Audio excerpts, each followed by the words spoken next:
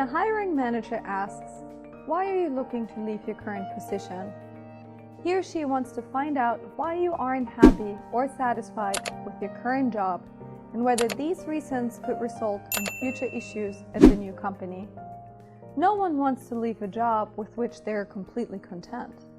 But the last thing a hiring manager wants is a candidate who heads right for the negative aspects of a current job, or worse, speaks badly about his or her current employer. Rightly or wrongly, the hiring manager will assume you will soon be doing the same if you and the new company don't hit it off. Good responses should be truthful, but unless you have been fired or laid off, you should make it clear that you're seeking a new job because you want more responsibility, a bigger challenge, and better opportunities for growth. Your overall emphasis should be on moving up the professional development ladder rather than just moving out. Of course, you may be at a stage in your career where you're looking to downsize, or maybe your spouse has been transferred. Maybe personal reasons have brought you to a new city or even to a new country. All of these are acceptable reasons, but be sure to include the needs of the company and position you're applying for. Your overall strategy should be to frame the new job in terms of welcome opportunities, not as an escape from the job from hell. Even if you're seeking that escape, take the high road. Focus on the positive aspects of the new position. Remember, you are selling yourself, not venting your frustrations. Now listen to John's response. John, why are you looking to leave your current position? Well, let's see.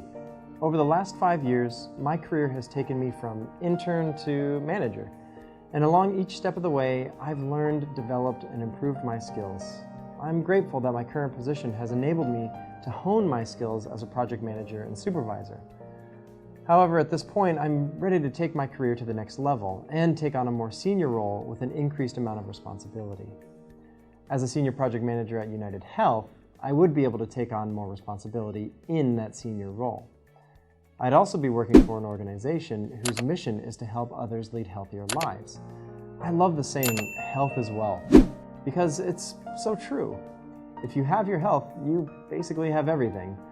Working for an organization that drives innovation to help others live healthier lives would really be an honor.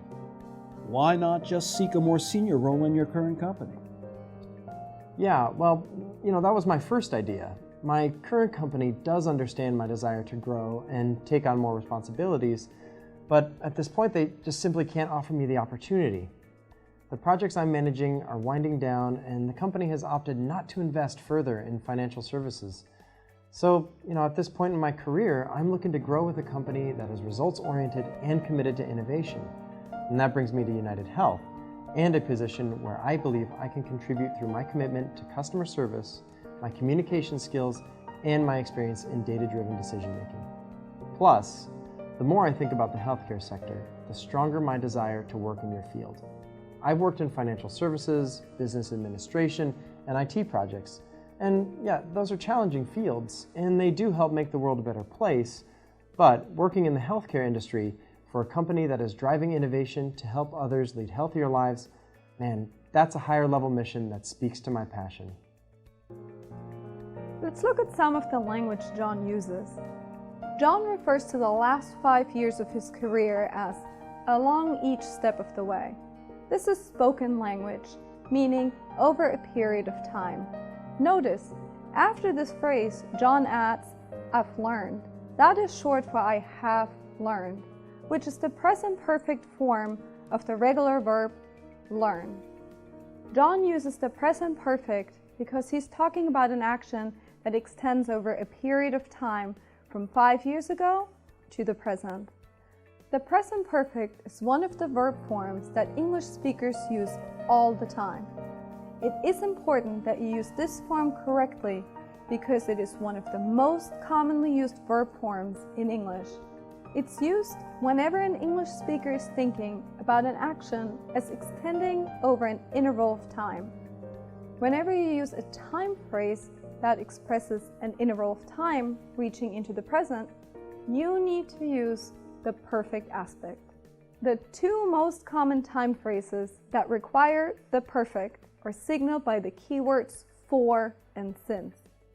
For is used with an interval of time, as in for the last 3 years, for the last 2 days, for the last 6 months. Since is used with a point of time, as in since 2013, since I moved to California, since last night. Again, the key point you need to remember is that time phrases that express an interval of time reaching into the present require the perfect aspect. Returning to John's answer, he also says he's grateful that his current position has enabled him to hone my skills. If you're grateful to someone, you feel that you want to thank them. That's positive language.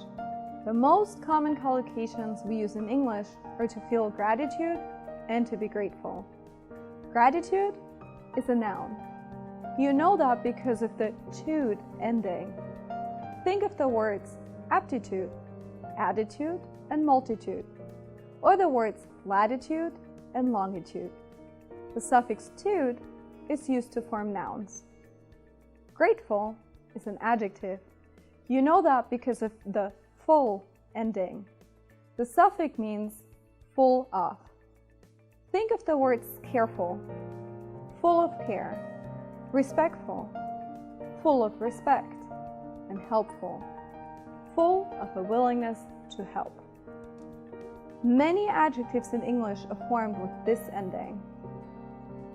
John also uses the collocation to hone his skills. To hone is what we do to make the blade of a knife sharp by rubbing it on a special stone. So when we hone our skills, we can also say sharpen our skills. That means we improve skills we already have. John is emphasizing his commitment to growth. Notice, John says he would be able to take on more responsibility. He would be working for a strong organization. It would be an honor to him. Why do you think he says would instead of will? We'll look at that use of language in a later lesson. Go back and listen to John's response again. How does he communicate that he's looking to move up rather than move out? How does he position his current company in a positive light and avoid a bad response? Think about that as you move forward.